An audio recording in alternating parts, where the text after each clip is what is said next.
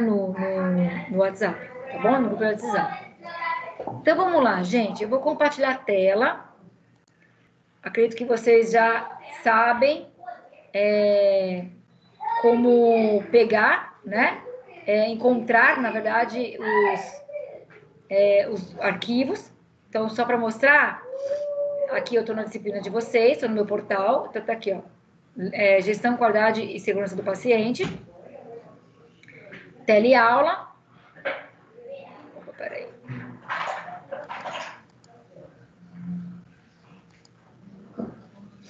Teleaula 1, tá aqui, né? Os arquivos de slides e atividade aluno, tá bom? Então, eu selecionei aqui. Tanto da aula 1 quanto da aula 2. Então, a gente vai ver as duas coisas, tá bom? Hoje. Porque hoje vocês já tiveram a segunda aula, tá? A atividade aluno. Vamos lá, então. A aula atividade tem o objetivo de promover o autoestudo e competência dos conteúdos. Segue abaixo as atividades propostas a ser desenvolvidas através de resolução das mesmas. Tá? Então, aqui hoje, essa teleaula, gente, e a próxima teleaula também, são 5 questões. Então, o que a gente vai fazer? Como é que nós vamos fazer? Eu vou ler com vocês a primeira questão e a gente vai lá para os slides, tá relembrando a pergunta, tentando buscar a resposta, tá? E a gente dá uma revisada no conteúdo também, tá?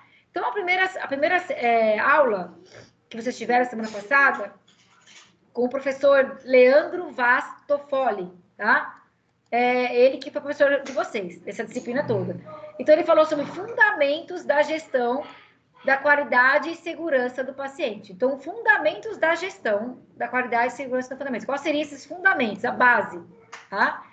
E aí, ele falou sobre o contexto histórico da segurança do paciente, principais definições, a segurança do paciente como questão de estratégia no Brasil e no mundo, e qualidade e segurança do paciente e a equipe multidisciplinar, multiprofissional, tá?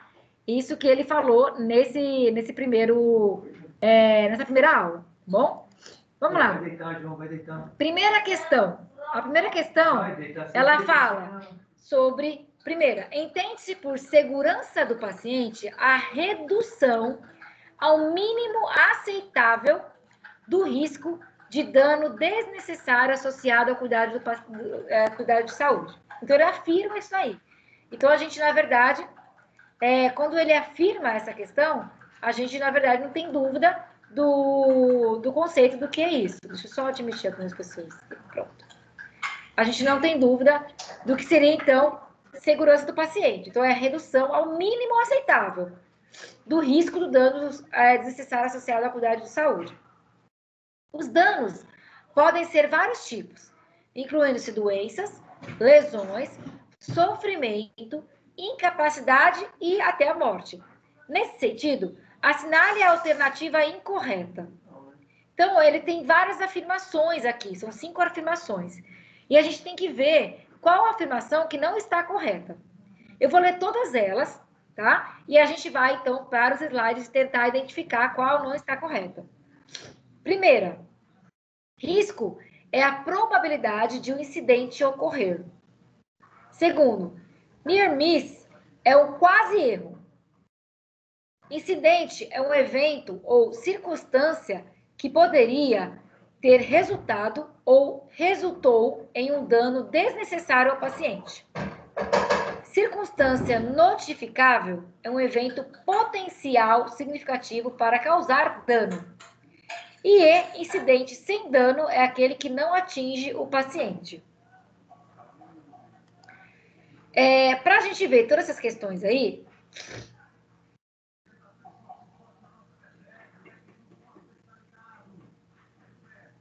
a gente tem que ver alguns slides aqui.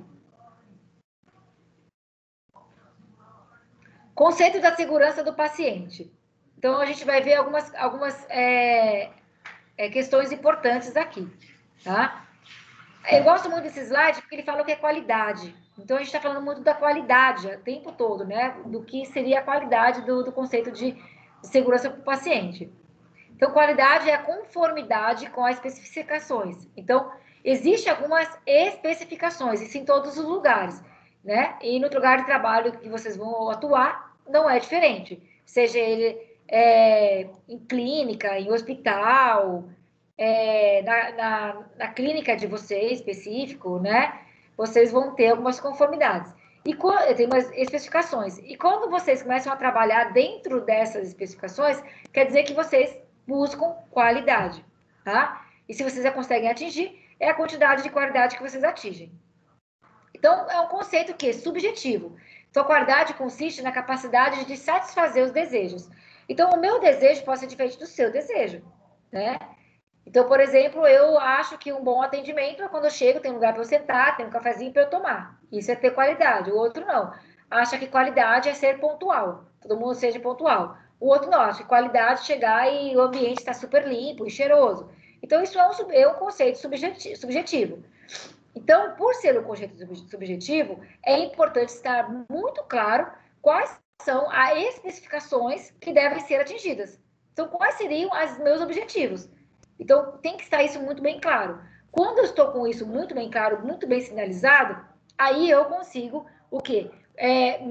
Medir, na verdade, e avaliar se o atendimento que eu faço, se a segurança do paciente, no caso aqui, está sendo com qualidade.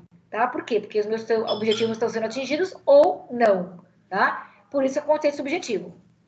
Então, na verdade, as especificações, os objetivos, os intuitos têm que estar muito bem estabelecidos para você saber se realmente você está tendo um bom atendimento de qualidade ou não, tá? Seja onde for. Falando agora sobre sistema de gestão de qualidade, conjunto de procedimentos e normas organizacional, responsabilidades, procedimentos, processos e recursos para implementar o gerenciamento da qualidade. Então, conjunto de procedimentos e normas com o objetivo de para assegurar a melhoria permanente do produto ou serviço. Então, esse é o sistema de gestão de qualidade. Quais são os procedimentos? Quais são as normas? Né? Quais são as responsabilidades, os procedimentos, para que realmente eu possa implementar um gerenciamento de qualidade? Né? Qual é o meu objetivo para assegurar a melhoria? Tá? Então, esse é o sistema de qualidade, tá? Para conseguir realmente ter um produto, um serviço de atender o meu paciente, né, o meu cliente, de forma que é assertiva, com precisão, com excelência, onde busque o melhor. Então, isso seria sistema de qualidade, gestão de qualidade. Tá? E a gente vai ver que o sistema de qualidade tem, na verdade, vários pontos aqui a serem considerados. Depois vocês dão uma lidinha sobre isso. Eu quero, na verdade, mostrar aqui para vocês. Deixa eu ver isso aqui para vocês. Segurança do paciente. De acordo com a classificação internacional da segurança do paciente, ICPS. Tá? É tão importante isso que existe uma classificação internacional proposta pela Organização Mundial de Saúde em 2005. É a redução e é o mínimo aceitável do risco de dano desnecessário associado ao cuidado de saúde. Foi o que a gente viu. Tá? Então, segurança do paciente, você manter a segurança do paciente, quer dizer que existe, na verdade, um mínimo aceitável do risco de dano. Então, vamos ver o que seria a questão do risco de dano aí. Então, gradação dos incidentes relacionados à assistência à saúde. Então, eu tenho o quê? Esses 4 pontos aqui, que é justamente o que a gente leu. Incidência com dano, incidência sem dano, near miss e circunstâncias notificáveis. O que é incidente, que ele fala aqui? Evento ou situação que poderia ou resultou em dano desnecessário ao paciente. Então, o que é um incidente? Um evento, uma situação que poderia ter acontecido ou realmente aconteceu um dano que dava para ser evitado. Quando eu falo que é um dano desnecessário, é um dano que o paciente não precisaria passar por aquilo, dá para ser evitado, tá? Então, ele é um evento, uma ação, uma situação que aconteceu, que poderia ter acontecido ou que aconteceu. Tá? Então, por exemplo, o paciente escorregou no corredor, porque estava molhado e não tinha nenhum aviso que estava molhado. Então, essa é uma situação, uma ação que aconteceu que poderia... E, por exemplo, ele caiu, escorregou, caiu, mas não se machucou. No caso, não aconteceu, mas poderia ter se machucado feio. E poderia ser uma coisa que poderia ser totalmente evitado.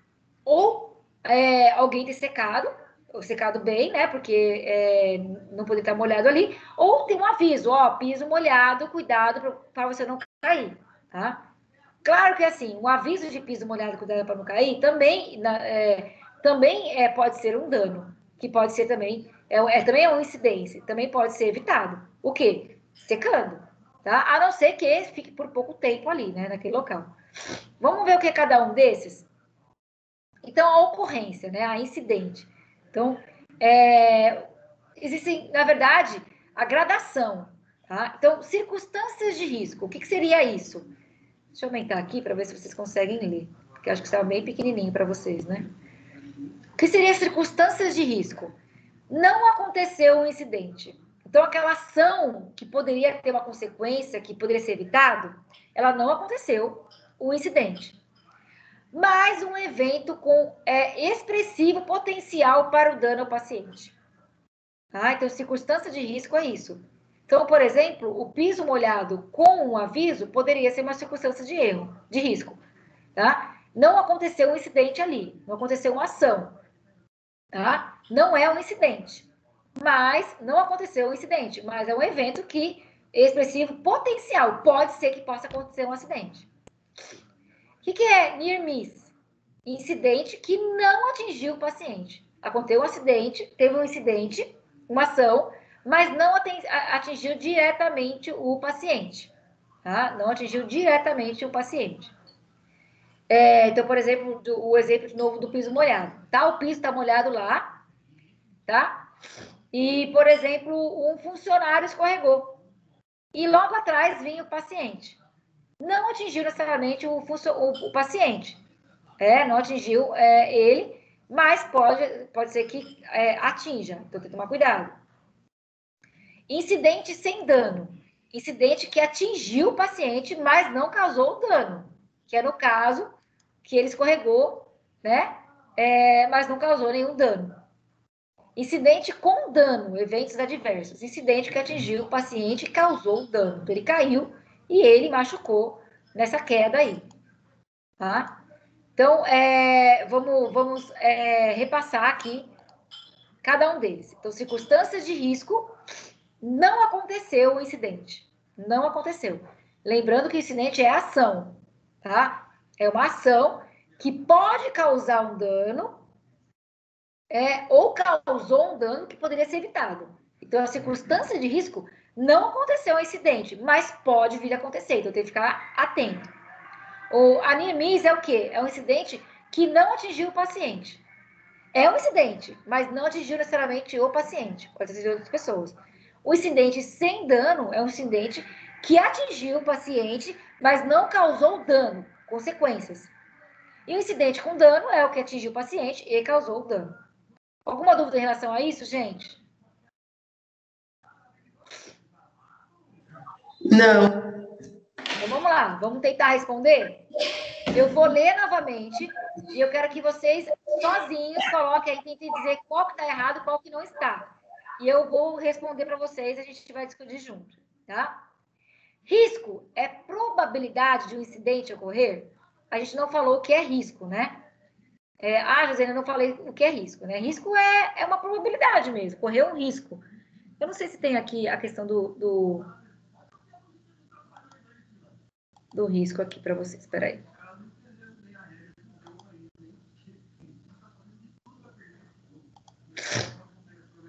Deixa eu ver se tem algum lugar que fala sobre o risco aqui. Eu acho que tem sim.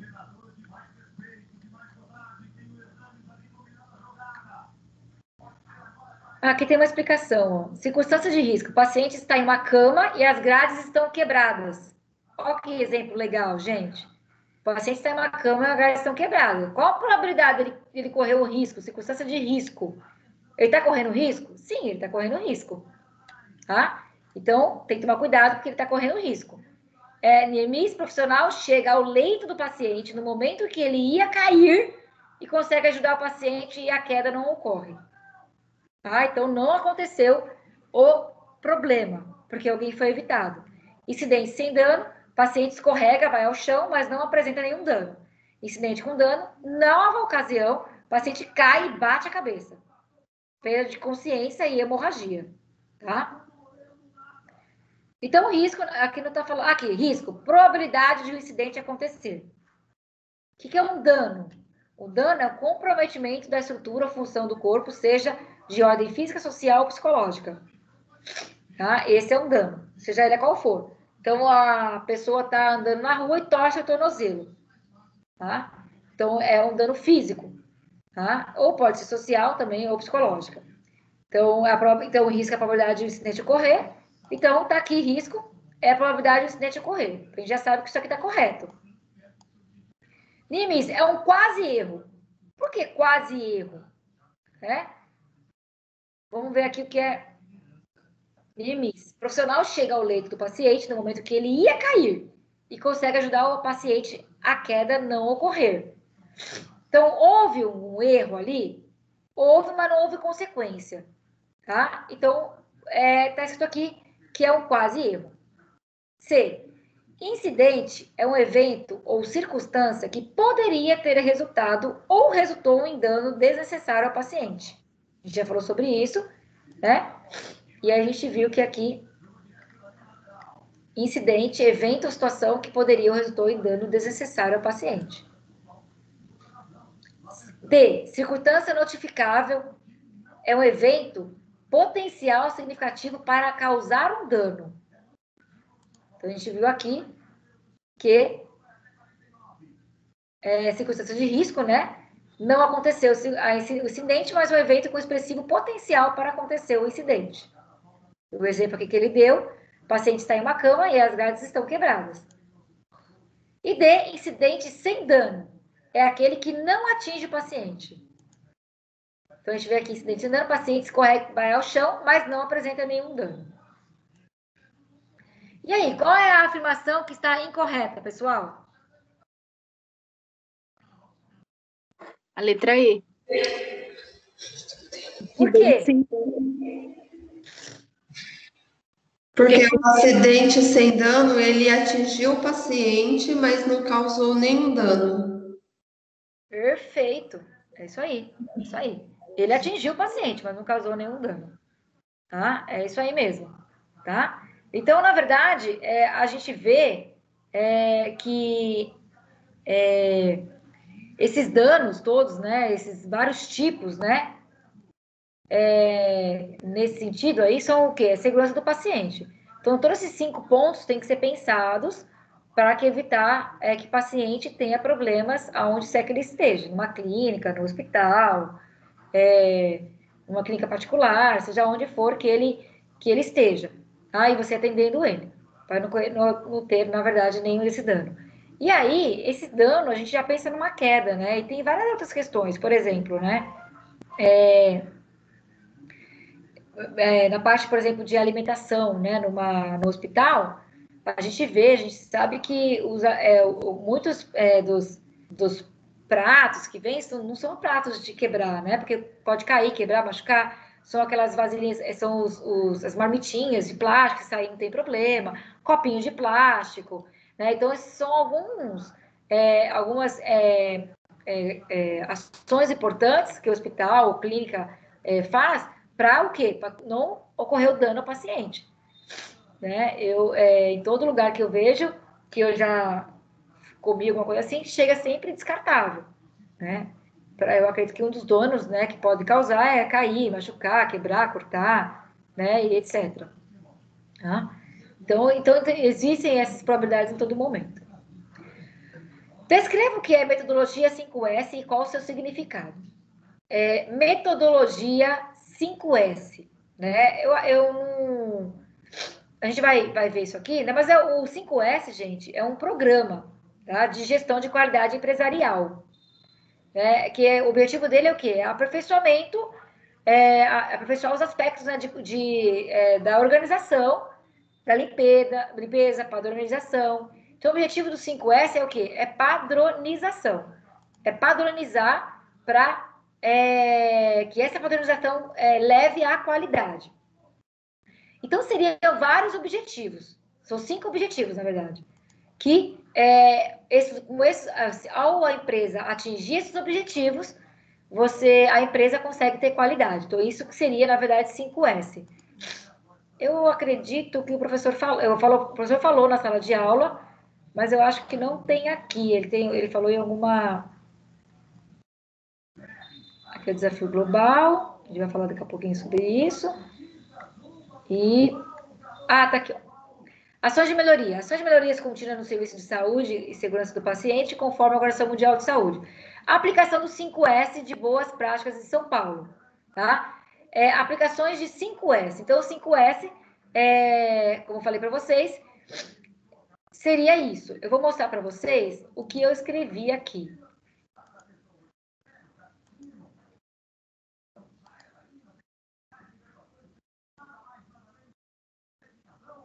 Deixa eu aumentar aqui, ó.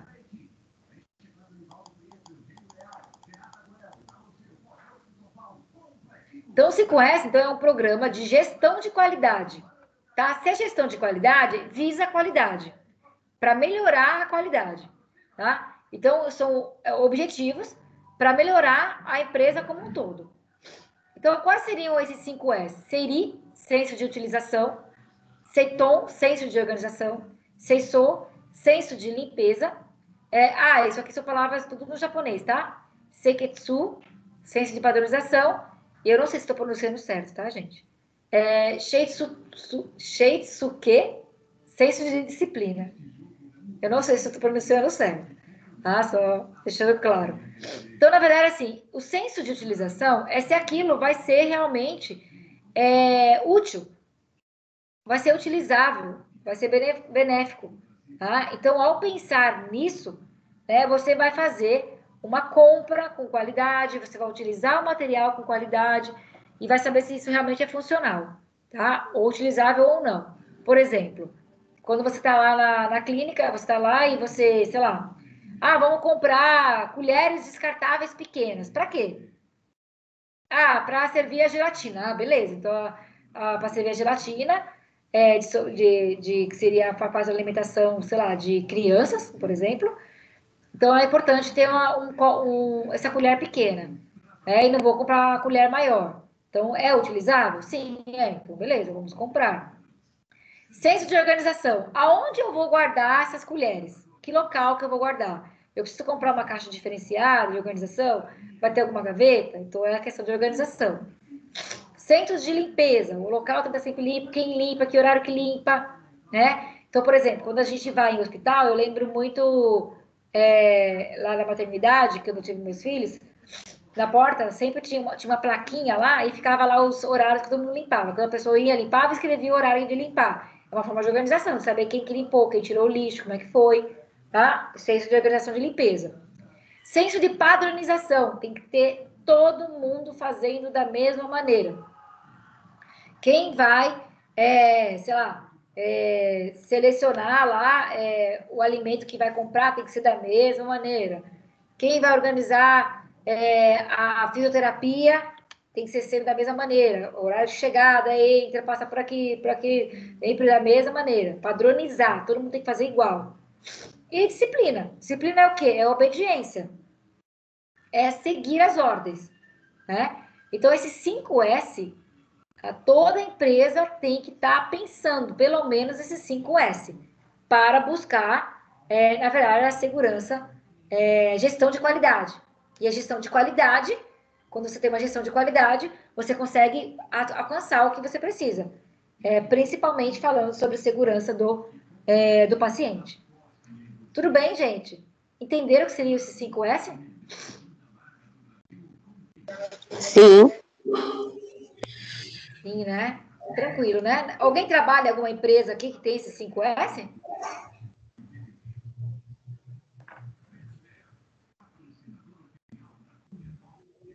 Não? Nunca trabalhou? Eu trabalhei no SESI, de São Paulo. Serviço para empresa, para indústria, né? Serviço social da indústria. Trabalhei na área de lazer. do esportes do SESI. E lá tinha o 5S para a gente seguir. E aí tem uma padronização, inclusive tinha uma forma da gente seguir, tinha reunião sobre isso, para padronizar as coisas, era bem legal. Vamos lá, gente, vamos continuar aqui.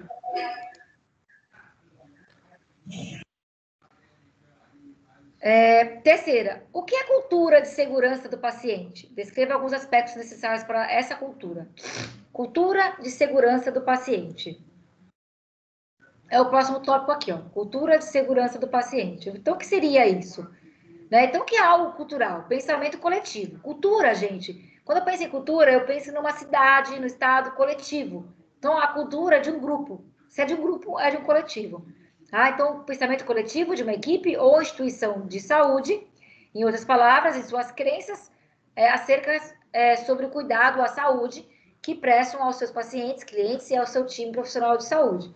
Então, quais seriam então essas crenças, esses cuidados à saúde, né, prestado ao paciente, cliente, né, e também aos profissionais. Então, seria um pensamento coletivo, tá? Seria uma crença. Então, por exemplo, eu tenho a cultura de que, sei lá, hoje, por exemplo, né, a nossa crença, né, é que todo mundo tem que usar máscara em ambiente fechado, né? Então, isso está sendo cultural. Está virando cultural, uma crença. Ninguém mais entra em lugar fechado sem usar máscara. Mesmo que se o lugar não exige. A maioria está entrando com máscara. Então, está virando uma cultura. Isso no Japão é bem cultural. A gente já via que há muito tempo eles fazem isso. Se você está gripado, ou está com rinite, com alergia, por exemplo, igual eu estou hoje, né? Estou bem alérgica. Então, você já usa máscara para que você você evite passar, né, qualquer contaminação para a pessoa. Então, isso é cultura, tá? É uma crença. Então, cultura de segurança do paciente. Profissionais e líderes preocupam-se em manter a sua própria segurança da sua equipe, pacientes e acompanhantes. Então, na verdade, essa questão de cultura vem com o objetivo de manter segurança. Então, todo mundo busca realizar essa mesma padronização para procurar ter saúde, procurar ter segurança. Então, por exemplo, a questão da máscara. Tá? A organização empenha-se em garantir a segurança, mitigando e resolvendo os problemas e disseminando a cultura da qualidade acima de outras metas, como a financeira, por exemplo. Tá? Então, para atingir meta. Então, essa cultura, ela tem o objetivo também de organizar a segurança, evitar problemas, dar qualidade, atingir as metas e também as questões financeiras. Então, geralmente, essas culturas, quando é formado na empresa, é com esses objetivos. Tá? Existe aprendizado após o incidente e isso promove mudanças. Então, geralmente, as culturas, elas são criadas, são formadas, são desenvolvidas, né, depois de alguns problemas que tiveram. Então eu tive tal problema, então eu não faço mais dessa maneira, eu faço de outra maneira, né? Então, isso vai se formando cultura para se resolver, tá? Há uma estrutura organizada e recursos para manutenção da qualidade e segurança do paciente, tá? Então, o que seria, né, a pergunta aqui? O que é cultura de segurança do paciente? Descreva alguns aspectos necessários para essa cultura. O que seria, então, essa cultura? Tá? Eu escrevi aqui algumas coisas, eu vou mostrar para vocês.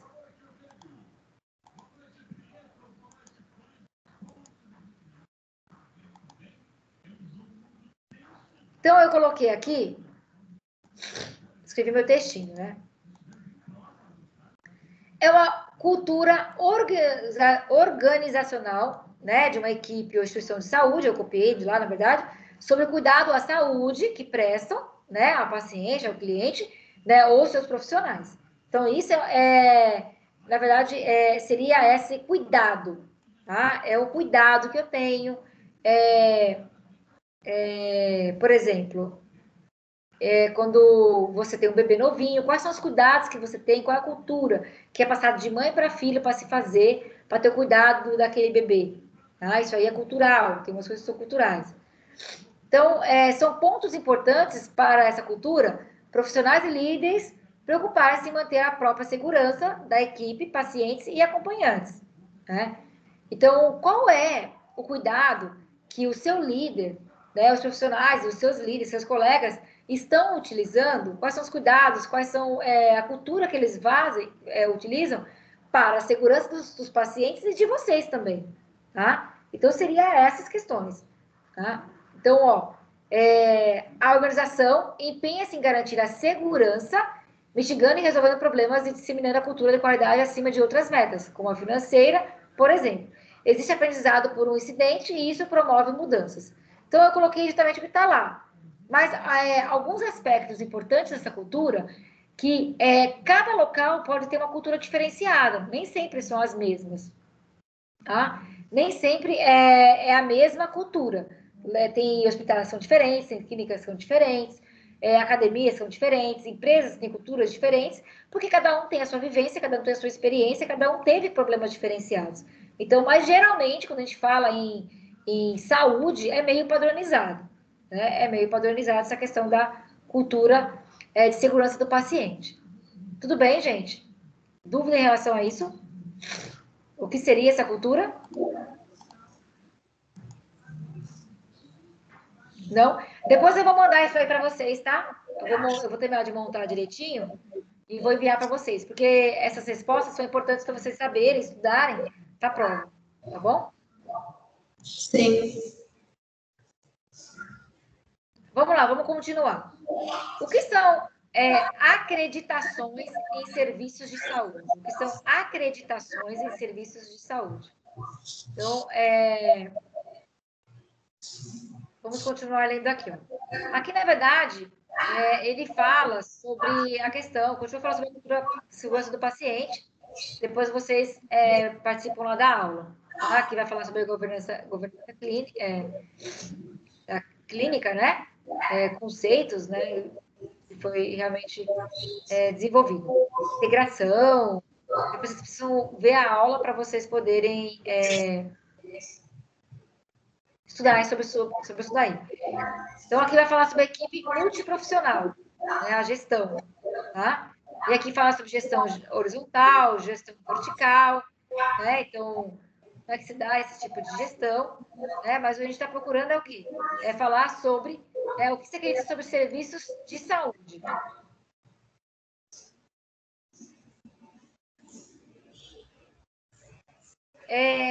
Na verdade, aqui está falando sobre um processo, né? Mas aqui eu vou direto para cá, porque é mais fácil para a gente poder entender. Acreditações, serviços de saúde. É um processo pelo qual uma organização pode demonstrar a sua competência técnica em conformidade com os padrões nacionais ou internacionais. Então, na verdade, aí está falando que já existem os padrões nacionais e internacionais. Então, a capacidade, né, de atingir esses padrões nacionais é uma competência técnica, tá? E é um processo. Então, na verdade, esse processo de demonstrar, na verdade, essa competência de atingir essas conformidades, esses objetivos, são as acreditações de serviços de saúde. O objetivo é demonstrar aos consumidores que podem confiar na qualidade do serviço oferecido pela empresa. Então, quando a gente fala o seguinte, nossa, vai lá naquele hospital, que o hospital é ótimo. Por quê? Ele demonstra, né, que tem qualidade. E quais seriam esses serviços de qualidade? Possivelmente, uma boa pontualidade, um bom atendimento, um ambiente limpo, aqueles 5 S que você consegue chegar em tudo isso, né? Porque, na verdade, eu consigo buscar a melhor saúde do meu paciente, tá? Eu tenho bons médicos, os médicos têm boa qualidade de aparência, têm um bom atendimento, né? Então, quando eu falo assim, olha, as acreditações do hospital ou da minha clínica, eles são muito bem vistos. Isso quer dizer o quê? Que vocês têm objetivos e esses objetivos, esse processo, essa organização, ele é padrão nacional ou internacional. São aqueles, às vezes, tem a análise, né? Tem a avaliação e tem lá a padronização, de acordo com não sei o quê, tá? De acordo com padronização nacional, internacional. tá? Mas para que a gente consiga chegar em tudo isso daí, tem que ter o quê? Auditorias especializadas. Isso é extremamente importante. Auditoria interna, tá? Então, o que seria auditoria interna? Né? A parte interna realmente é analisar isso daí. Então, a acreditação é um método de avaliação e certificação que busca, por meio de padrões e requisitos previamente definidos, né, promover o quê? Qualidade, segurança e, claro, quando a gente está falando em relação à saúde, setor de saúde, tá? Setor de saúde. Então, seria isso, na verdade, buscar essa organização, essa padronização. Tá claro, gente, o que seriam essas acreditações? Sim? Sim, bem claro. Tá. Então, eu vou passar para o quinto e última questão dessa aula aí. A Organização Nacional de Acreditação, existe uma Organização Nacional de Acreditação. Tá? A ONA é uma entidade não governamental, então, na verdade, é uma ONG, né? Sem fins lucrativos, que certifica a qualidade de serviços de saúde no Brasil, com foco na segurança do paciente. Então, olha só que interessante, existe uma organização não governamental, uma ONG, chamada ONA, que ela é uma Organização Nacional de Acreditações, que ela qualifica os serviços prestados pelo serviço de saúde, né, para garantir a segurança do paciente. Acerca da ONA, considera as afirmativas a seguir e assinar a alternativa correta. A gente tem que ver o que é correto e o que não é correto. Tá? Então, aqui, no Brasil, a Organização Nacional de Saúde, Acreditações, é uma das mais presentes das instituições de saúde brasileiras. Ela tem enfoque na segurança do paciente, sendo definida em 3 níveis de qualidade, cada qual com seu selo. Inicial, aqui é o selo. Tá? Tem até o selo, está começando a entrar nas especificações, até chegar realmente à excelência. Tá? Então, existem esses 3 selos aqui, ó. Acreditado, acreditado pleno e acreditado com excelência, tá? Então, acreditado é a instituição que atende a critérios de segurança do paciente em todas as atividades, incluindo aspectos estruturais e assistenciais, ou seja, que ele já está fazendo, tá? Então, aqueles que atendem, além de atender os critérios de segurança, apresentam gestão integrada, alguma coisa organizacional interna, é aquele pleno. E a excelência em gestão, né, é aquele que é acreditando em excelência. A instituição já demonstra anos, né? Na verdade, por 3 anos, né? Então, cada um tem sua validade, tá vendo? Em 3 anos é avaliado novamente. Então, os níveis já passou pelo nível 1, nível 2 e tá super excelente, tá bom? São as acreditações. Então, os níveis de acreditação dos serviços de saúde são gradativos ou contínuos, ou seja, para seguir para o próximo nível é necessário que se ache a sustentabilidade do nível anterior. Então, se está no nível bom, está indo bem, no ano seguinte, avalia, está melhor, pode garantir o 2? Pode, e assim por diante. Tá? Isso é uma forma de assegurar a credibilidade. Tá? Então, vamos ler a pergunta aqui. A organização, então a gente está vendo o quê, gente? Quais são as alternativas corretas, tá? Primeira, a Organização Nacional de Acreditação, a ONA, coordena o Sistema Brasileiro de Acreditação, que reúne organizações e serviços de saúde, entidades e instituições acreditadoras em prol da segurança do paciente e da melhoria do atendimento? Sim. Considera o processo de acreditação como um sistema de avaliação e certificação da qualidade de serviço de saúde? Sim. Ele avalia e dá lá qual seria, na verdade, o seu nível, né? Como a gente viu aqui, tá? Quais seriam os níveis. Então, ó, sendo níveis segurança do paciente, ela tem enfoque de segurança do paciente sendo dividida em 3 níveis de qualidade. Então, ela avalia a qualidade, tá? Tem um caráter eminentemente fiscalizador, voltado para a melhoria contínua, com finalidade de controle oficial governamental? Sim. Né? Então, ela avalia, cada qual dá o seu selo do nível, tá? E aí está falando quais são os selos. Ele fala, ó, válido por 2 anos. Ou você vai lá, avalia, depois de 2 anos avalia novamente, e assim vai. Então, com isso, tem sim um caráter, né, de fiscalizador. Tá? 4. O processo de acreditação é pautada por 3 princípios fundamentais: voluntário, periódico e reservado? Não, tá? Isso não está correto. O processo de acreditação é pautado em 3 níveis fundamentais: voluntário, periódico e reservado? Não, a gente viu que ele é acreditado pleno e acreditado com excelência. São nesses 3 níveis aí. Tá? Não são esses 3 níveis aqui que ele colocou, né? Voluntário, periódico e reservado. Não, são acreditado pleno e acreditado com excelência. Tudo bem, gente? Tá claro isso para vocês? Sim. Tá, depois eu vou mandar a resposta que eu coloquei para vocês, que eu montei direitinho para enviar para vocês, se vocês querem saber como é que vocês vão estar estudando esses pontos aqui. Então, ó, uma dica bem legal. Esses pontos que a gente viu aqui, essas 5 questões, estudem, porque possivelmente pode cair em prova, então quer dizer que são pontos primordiais. Tudo bem? Vocês têm alguma dúvida? Eu posso passar pela aula 2?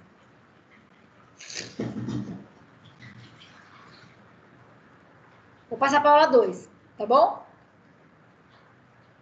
Vamos lá, gente.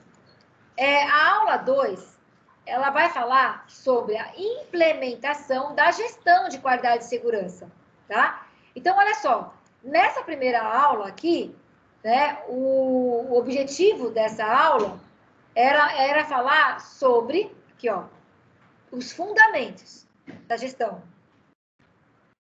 E aí a gente conseguiu ver várias questões aí de fundamentos, que é a questão do paciente, o que é a segurança do paciente, os 5S para buscar a segurança do paciente, e a gente viu também que existe uma organização não governamental que garante, na verdade, essa qualidade aí do paciente. Tá? E agora, essa aula 2,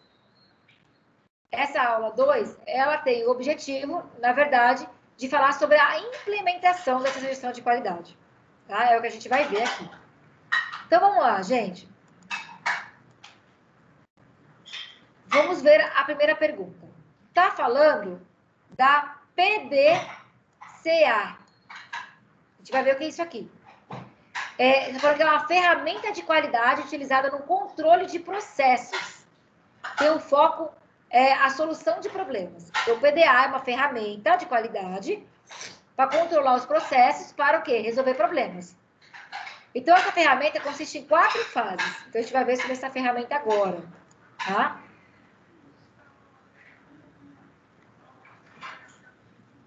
Aqui está falando sobre como implementar uma gestão de qualidade, tá?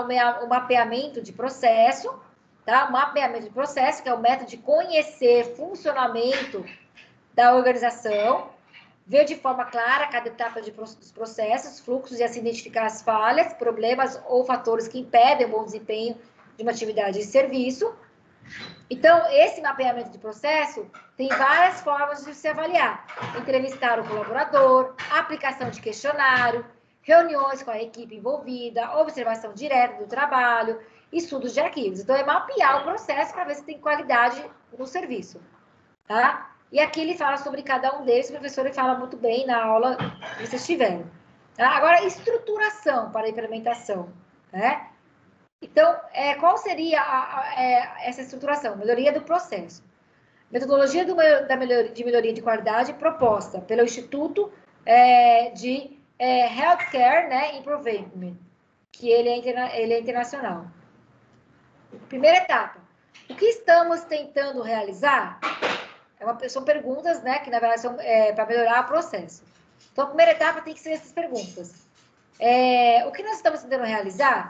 Reduzir custos, diminuir retrabalho, diminuir tempo de processo? Como saber se a mudança resultou em melhoria? Que mudança pode resultar em melhoria? Então, a primeira etapa ele fala do questionamento. Então, a empresa tem que fazer esses questionamentos para buscar essa melhoria no processo. A segunda etapa a segunda etapa é a ferramenta do PCDA. O que seria PCDA? São algumas etapas. Tá? É o planejar, o executar, o verificar e o agir. Então, na verdade, o PCDA são as 4 etapas que devem ser seguidas na segunda etapa da melhoria do processo. Tá? Então, a melhoria do processo, para você poder implementar uma boa qualidade de atendimento ao paciente, ele tem algumas etapas. Então, a primeira etapa que a gente viu são alguns questionamentos. Então, a segunda etapa é o PCDA, que é onde você vai avaliar o planejar, você vai planejar como isso vai acontecer. Então, identificação do problema, análise do fenômeno, análise do processo e plano de ação.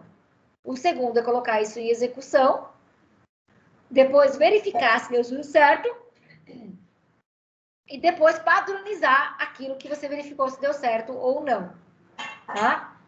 Então, a segunda etapa, ele fala sobre cada um deles, a ferramenta PDCA. Planejar. O que é? Quem? Quando? Onde? Que dados coletar? Para a gente poder planejar. Depois, fazer. Executar o que foi planejado. Depois, 3. Verificar. Analisar os dados e verificação dos dados obtidos. E depois, finalização, agir. Refinamento das mudanças e colocar em prática. Então, a gente consegue agora responder essa primeira pergunta aqui. O PDCA é uma ferramenta de qualidade, na verdade seria a segunda etapa do controle dos processos, né? E ela consiste em 4 fases, né? Então, quais são as 4 fases? Que a gente acabou de ver aqui as 4 fases. Quais seriam elas? Planejar, executar, verificar e agir. Então, com isso, a gente consegue verificar que a resposta correta é a C. Planejar, fazer, checar e agir. É o que está aqui, ó. Planejar, fazer, verificar e agir. Tudo bem, gente, em relação ao PDCA, essa ferramenta de qualidade? Sim. Vamos lá.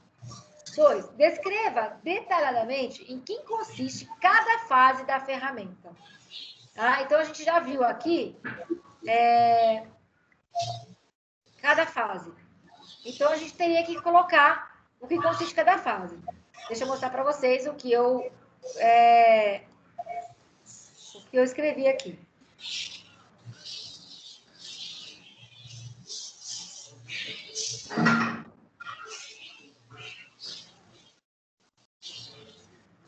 Eu coloquei aqui. P, planejar. Então, seleção de processo, atividade ou máquina que necessita de melhoria e elaboração de medidas claras e executáveis, sempre voltadas para a obtenção dos resultados esperados. T, seria o fazer. Implementação do plano elaborado e acompanhamento do seu processo, do seu progresso. C, check, né, que é verificar. Aqui está o nome, né, do, plan, que é em inglês, né, planejar. Do, que é fazer em inglês, que é o verbo fazer. Check, que é verificar, análise dos resultados obtidos com a execução do plano. E, se necessário, reavaliar o plano. E exit, que é o I, agir. Caso tenha obtido sucesso, o novo processo é documentado e se transformar em um novo padrão. Tá? Então, seria esse detalhamento de cada ferramenta desse PDCA. Dúvidas do que seria esse PDCA? Fase por fase? Tranquilo, né? Então, vamos para a terceira pergunta. No modelo de gestão da qualidade, então, existe um modelo de gestão de qualidade. Uma das ferramentas é composta por ciclo de 4 partes de controle do processo. Analise a alternativa correta. Então, a gente acabou de ver o modelo de planejamento. Aqui, ó. Esse é o modelo, tá? Então, tem a primeira etapa, que são perguntas. A segunda etapa, que é o PDCA, que são 4 etapas que tem que ser passado, né, para verificar, né, essa ferramenta para verificar as ações, tá? Verificar e agir, tá? Então, seriam essas 2 etapas. É isso que ele está perguntando. No modelo de gestão de qualidade, uma das ferramentas é composta por ciclo de qualidade de 4 partes do controle de processo. Quais são elas? Planejamento, checagem, PDCA, mapeamento de processo ou verificação? A gente viu que é o PDCA, a gente acabou de ver, tá? Esse mapeamento de processo, ele não é, na verdade, composta por quatro ciclos. O mapeamento de processo, que é tudo isso, ele se faz parte por duas etapas. A primeira etapa, na verdade, são os questionamentos, está aqui, ó, melhoria do processo, tá? Metodologia de qualidade. Primeira etapa, e a segunda etapa, que seria o PDCA. Tá? Então, o modelo de gestão de qualidade, uma das ferramentas. Então, a primeira fase é uma ferramenta de fazer vários questionamentos. A segunda fase é a ferramenta PDCA, que passa por 4 ciclos aí, tá? Então, a resposta seria a C. O que é mapeamento de processos? O que é mapeamento de processos? Ele falou sobre isso, o professor hoje falou com vocês sobre o mapeamento de processos. Aqui está falando sobre os ciclos de processos, né? E ele fala aqui, ó, mapeamento de processos. O mapeamento de processos, ele bota uma situação, um problema, tá? Mas a gente olhando aqui em cima, ciclo de melhoria dos processos, conhecer o processo, ter um método claro e objetivo para realizar mudanças de melhoria e implantar um novo processo, mudança de melhoria de qualidade, tá? E realizar auditorias para refinar o processo, tá? Então, esse ciclo aqui, gente, conhecer o processo, ter um método claro, objetivo, implantar um novo se precisar e fazer auditorias para verificar que está dando tudo certo. Esse ciclo dos processos, ele faz parte também do mapeamento do processo. Então, ele faz a seguinte pergunta aqui, ó. Você é recém-chegado em uma organização de saúde, na primeira reunião são apresentados a você resultados assistenciais do último semestre. E é reportado também que as mudanças implantadas não refletiram em melhorias. Colocaram algumas mudanças, mas não teve melhorias. O responsável pela reunião te passa todos os dados e pede que você os ajude a buscar uma solução. Você questiona como é o acompanhamento dos processos de mudanças. E você recebe a seguinte resposta. Visualizamos as mudanças pelos resultados dos indicadores no final do mês. Né? Existe mapeamento desse processo? Se sim, for realizado corretamente, auditoria dos processos. Então, esse, na verdade, mapeamento de processo é você verificar as perguntas, as questões, tá? Como é que está esse processo todo, né? Como é que está esse processo aqui, ó? Como é que está esse ciclo aqui, tá? Como que, na verdade, esse ciclo tem realmente sendo implementado. Então, é um método para o quê? Para conhecer o funcionamento da organização. Ver de forma clara, né, cada etapa dos processos. Os fluxos, identificar as falhas, os problemas, os fatores, o desempenho e etc. Tá? Então, na verdade, o mapeamento nada mais é que verificar como é que está esse processo, analisar o processo. Tá? E esse mapeamento de processo. Aqui o professor fala bastante sobre isso na aula. Eu vou mostrar para vocês o que eu coloquei aqui.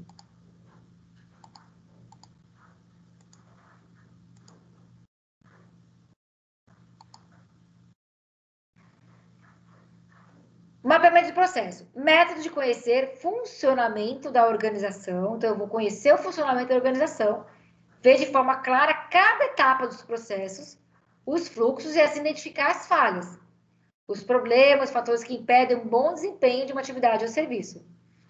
Tá? Então, na verdade, o que é mapeamento do processo? É uma forma que a empresa desenvolveu para verificar como é que está o processo de qualidade. Se está indo bem, se a forma que você mapeou, que você organizou, está sendo bem corretamente, se não está tendo falha, não está tendo problema, se está dando tudo certo, se está tendo problemas, quais os problemas que estão acontecendo, se está tendo auditoria. Isso é mapeamento de processo.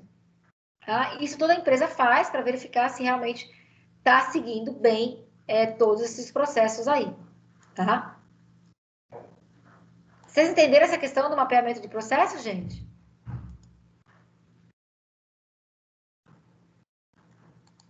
Acho que sim, né? Ô, Josi, Oi. dentro do hospital, colocando essa questão na prática, quem de fato participa desse processo de formalizar, de estar criando essa gestão na busca da qualidade e segurança do paciente? É A assim, parte o enfermeiro participa desse processo? Ou só então, na verdade, o administrativo? é administrativo. Quem tem a função, tá? Quem tem a função, na verdade, de fazer esse mapeamento do processo de como está sendo é a questão administrativa. Só que a questão os administradores lá, né, a parte administrativa, ela não dá para ela fazer sozinha, ela tem que reportar para os funcionários. E aí tem os médicos, tem os enfermeiros e tem os técnicos de enfermagem como um todo que tem que participar. Então, por exemplo, quando se passa questionário, tá? Quando se faz, chama para conversar, algumas entrevistas.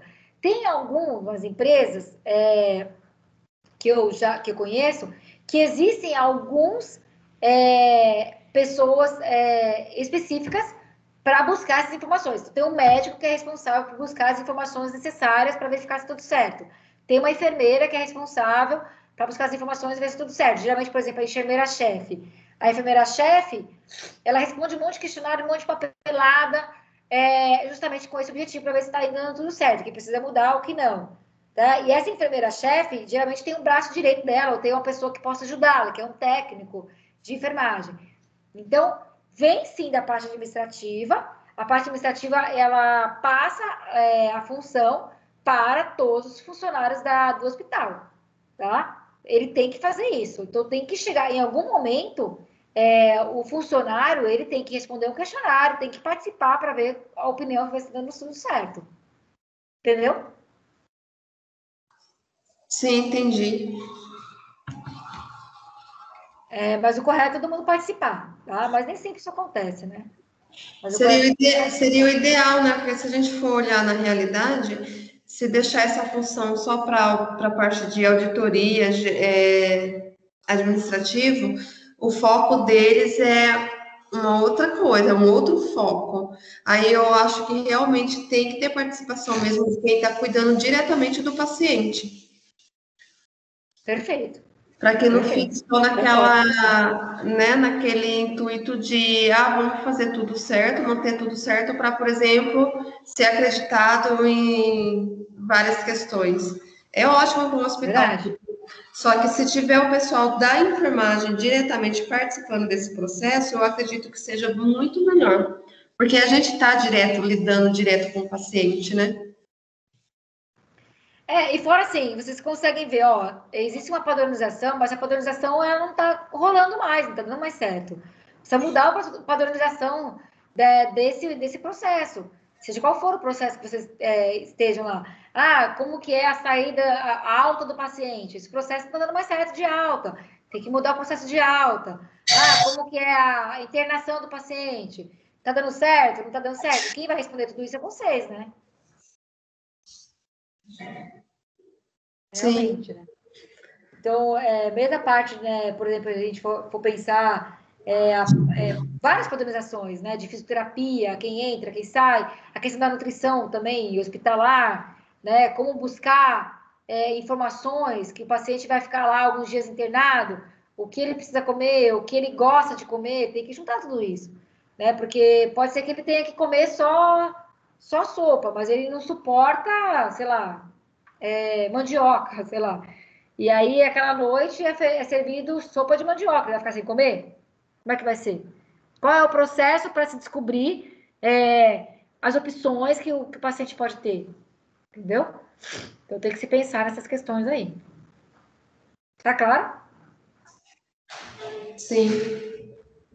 Vamos lá, gente. Última pergunta fala o seguinte: o ciclo do PDCA propõe uma sequência de ações com o objetivo de melhorar o processo e efetivar a implantação de programas de gestão de qualidade. De acordo com a metodologia do ciclo PDCA, assinar a opção que apresenta um exemplo correto da terceira etapa do ciclo. Então, vamos lembrar lá qual é a terceira etapa do ciclo do PDCA. Vocês viram que esse PDCA, ele é fantástico, ele é muito importante, né, gente? Então, vocês têm que saber sobre ele, que deve cair na prova, tá? Então, o PDCA faz parte da segunda etapa da melhoria de processo. Tá? Então, no PDCA, o primeiro seria planejar. Eu vou planejar as minhas ações. O segundo seria fazer, colocar a ação mesmo, botar para agir, fazer. E a terceira seria verificar, analisar os dados e verificar os dados obtidos. Então, eu vou fazer uma análise. Para verificar os dados obtidos, eu tenho que buscar informações. Eu posso fazer um questionário, eu posso observar como é que está sendo a ação, eu posso mapear, eu tenho que avaliar para ver se isso daí está acontecendo. Então, essa seria a terceira, verificar. Vamos ler aqui as 5 perguntas para a gente poder ver qual que é a resposta correta, tá? Então, a gente vai ler com o objetivo de verificar um exemplo de como a gente pode estar verificando, analisando os dados. A. Organizar palestras sobre riscos no ambiente de trabalho para conscientizar o grupo de funcionários de uma empresa? Não. Organizar palestra não é a melhor forma de você verificar. Você pode colocar, por exemplo, no redefinir mudança, colocar em prática. Colocar em prática seria o agir, seria o 4. Aí sim, porque você vai lá dar palestra e falar sobre qual seria a importância para a gente poder colocar em agir, para mudar alguma coisa. B. Avaliar e definir prioridades de atuação para mitigação de riscos no processo produtivo de uma empresa? Também não. Não é definir prioridades aqui. Aqui não é definir prioridades. Quem define prioridades, tá? É na primeira etapa aqui, que seria aqui, ó, planejar, tá?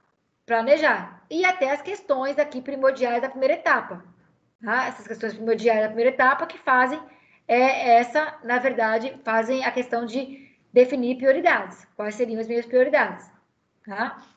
C. Levantar dados sobre redução do número de acidentes entre os empregados que participaram de palestras sobre segurança do trabalho? Sim. Tá? Aí seria assim, levantar os dados sobre a redução do número de acidentes. Então, eu vou levantar as informações, quantos números de acidentes tiveram, como é que foi o acidente de trabalho, né? Dos empregados que estão participando ali. Então, quando eu levanto esse dado, eu busco essa análise, essa avaliação, aí sim, eu faço C, né? Que seria o verificar. D. Intervir para adequar o conteúdo passado aos funcionários, caso não haja redução do nível de acidente. Intervir está muito mais ligado a o quê? Ação, que é padronização, que seria o 4, tá? Elaborar cartilhas de melhorias práticas também é agir, é o 4 também, para mudanças, tá? Então, eu não estou querendo implementar nada para mudança, eu estou querendo verificar se está dando certo. Para verificar que está dando certo, eu tenho que fazer o C, que na verdade é verificar. Tudo bem, gente? Dúvida em relação a isso? Acho que não, né? E aí agora a gente vai para a sexta e última pergunta. O uso de um adequado procedimento operacional padrão, então o uso de um POP. O que seria esse POP? Tá? É procedimento operacional padrão. Procedimento operacional padrão, POP. Tá? O uso adequado do POP pode ser a diferença entre resultados excelentes. Então, eu tenho um procedimento operacional padrão, todo mundo realizar da mesma forma, isso pode ser, sim, o que vai trazer resultados muito bons, excelentes para a minha clínica. Tá? Isso é muito importante. Assinale a alternativa correta. Tá? Qual que é a alternativa correta em relação ao POP? Vamos, então, lá buscar saber, a falar agora sobre...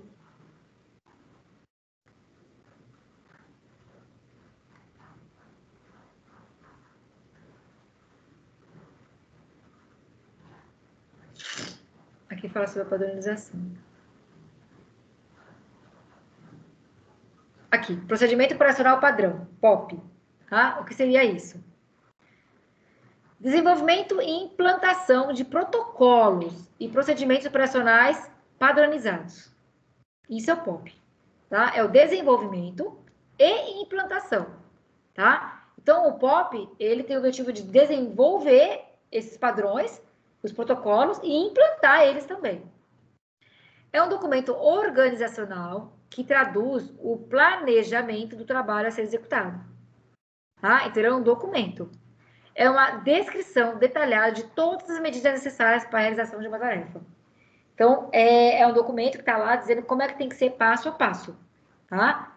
E, claro, tudo com o objetivo de realizar bem aquela tarefa, tá? Então, como a tarefa deve ser realizada. Todos os serviços de saúde são obrigados pela Agência Nacional de Vigilância, a Anvisa, a terem um manual de normas e rotinas, ou manual de boas práticas. Então, esse POP é obrigatório, tá? A Anvisa, ele obriga a ter esse manual de normas, né, de rotina, de padrões, tá? Então, deve corresponder à realidade do serviço, sendo claro, objetivo e aplicável, tá? O que deve corresponder à realidade do serviço? É esse documento, tá? Essas normas aí, esse manual aqui, tem que o quê? Corresponder à realidade do serviço, de como é feito realmente. Tá? Então, a prática não pode ser outra e na teoria pode ser diferente. Então, o que está aqui nessa norma, nesse manual, deve ser o que está acontecendo realmente na real. Tá? Por isso que é muito importante esse POP, ele ser atualizado sempre, porque muitas vezes a gente atualiza na prática, mas não atualiza na teoria. Tá? Objetivos: padronizar e minimizar a ocorrência de desvios na execução de tarefas funcionais. Então, cada um faz da forma que quer. É igual a gente ir para um restaurante, por exemplo. Você vai no Burger King daqui da cidade e é um jeito de fazer o sanduíche lá. Aí você vai no Burger King lá de Sumaré, é outro jeito. Então, tem que ser uma coisa padronizada, todo mundo fazendo igual, né? Para quê? Para a pessoa falar, eu vou lá em Sumaré porque aqui em Sumaré é mais gostoso que daqui de Hortolândia, porque lá eles fazem mais gostoso, eles colocam mais carne, a carne é mais grossa, porque o hambúrguer é mais delicioso, sei lá, algum objetivo assim. Tá? Então tem que ser algo padronizado. Garante ao usuário que a qualquer momento que ele se dirija ao estabelecimento, as ações tomadas para garantir a qualidade sejam as mesmas, de um turno para outro, de um dia para o outro. Tá? Então, independente do funcionário que você tem,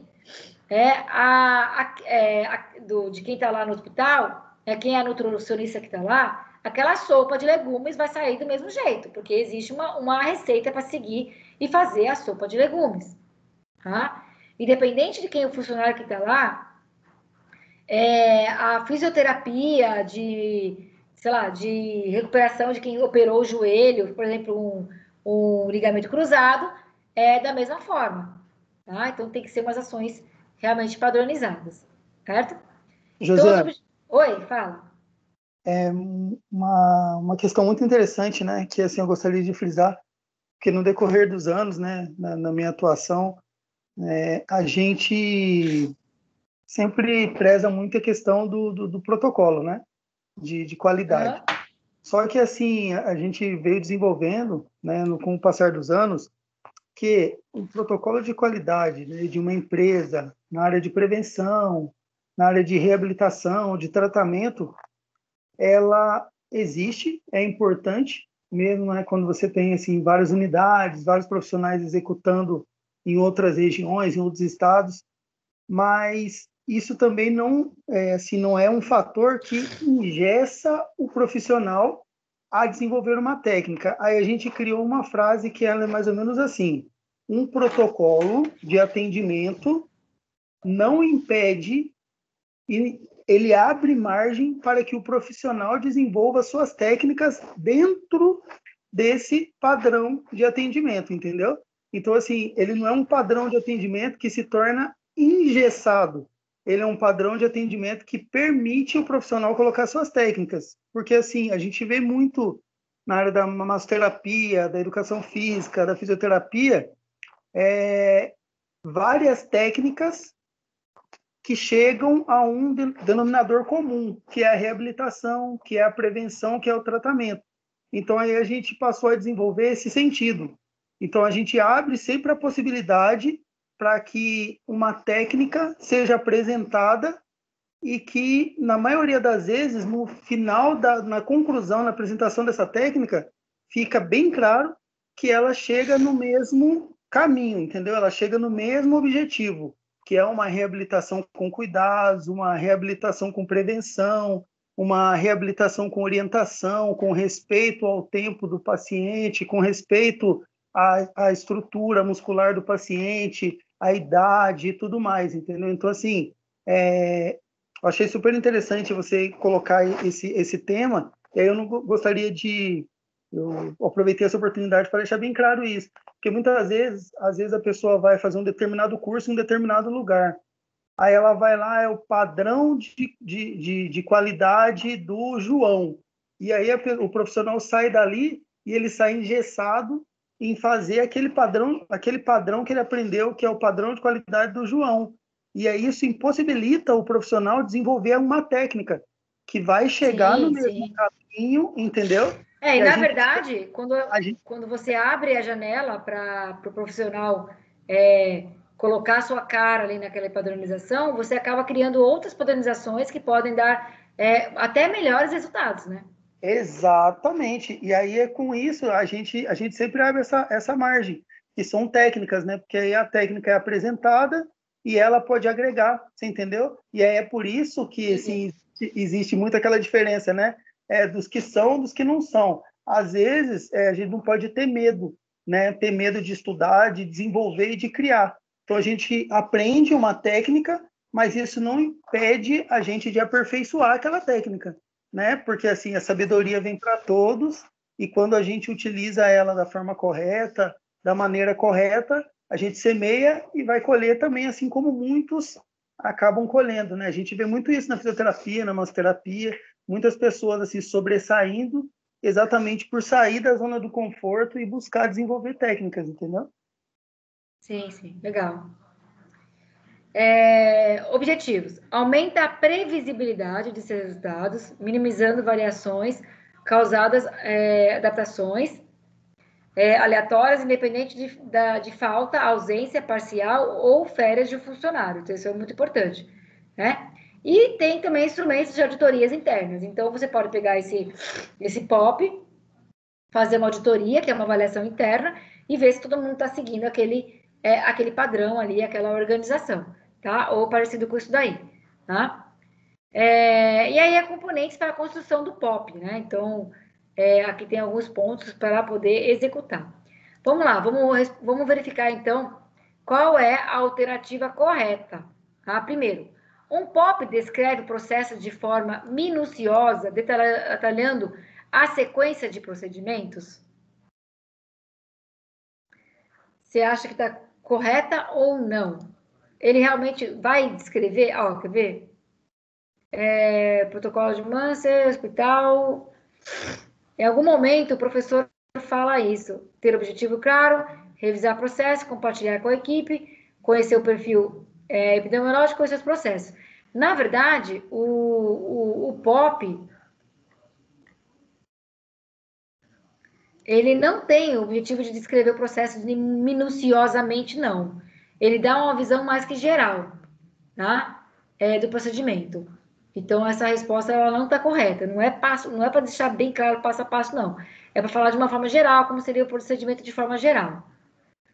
O POP deve ser obrigatoriamente escrito pelo supervisor responsável por daquele processo? Não. Tá? Ele pode escrever pelo médico, pode escrever escrito pelo nutricionista da região, da sua área, cada um na sua área. Então, por exemplo, pode ser um setor administrativo, tá? Então, não necessariamente é um supervisor. Esse documento deve ter uma elaboração de forma livre, constando no mesmo aquilo que o responsável por sua elaboração entender como correto? Sim, tá? Isso está correto. Tá? De forma livre. Livre no sentido de que cada um escreve a forma que deve ser escrita. Né? Entender como correto. Então, eu acho que essa padronização está correta, então eu vou lá e escrevo que a padronização de se oferecer o alimento daquela maneira. D. O POP é um documento que prevê de maneira detalhada todas as práticas e recomendações envolvidas em um processo, entretanto, não tem o objetivo de padronizá-lo? Não, tem sim, né? É o objetivo de padronizar, tá? Vai padronizar, sim, todas as práticas. Então, essa aqui tá errada. O certo realmente é a C, tá? Gente, cuidado que tem umas pegadinhas. Então, ó, forma minuciosa, com todos os detalhes? Não, não precisa ter todos os detalhes. Somente o supervisor? Não, não é somente o supervisor. Não tem o objetivo de padronizar? Claro que tem o objetivo de padronizar, tá? De que forma? De forma livre, né? Constando que o responsável pela elaboração, seja quem for que fez, né? A forma correta, que ele acredita que a forma correta que deve ser feito. Tá? Então, esse é o objetivo do POP. Tudo bem, gente? Sim ou não? Sim. Sim? Pessoal, olha só, eu vou pegar todas essas respostas aqui, tá? Das perguntas, eu já até coloquei no Word aqui para vocês, e aí eu vou grifar a resposta correta e eu vou enviar para vocês lá no grupo, para vocês estudarem, verificarem melhor, se ir preparando para a prova, tá bom? Vocês têm alguma dúvida? Vocês querem fazer alguma pergunta? Não? Tá tranquilo? Deu para entender? Sim ou não? Sim? Bom, pessoal, é isso que eu tinha para apresentar para vocês. Eu agradeço a presença de todos vocês. Desejo a todos vocês uma boa noite e bom estudo. Se precisar de alguma coisa, é só me chamar lá no privado, no WhatsApp, tá bom? E aí, semana que vem, a gente dá continuidade nessa disciplina. Assistam a aula, façam direitinho o roteiro de estudos. Qualquer coisa, tire dúvidas comigo e vamos para a nossa última disciplina do semestre, né? Boa noite, gente. Tchau. Boa noite.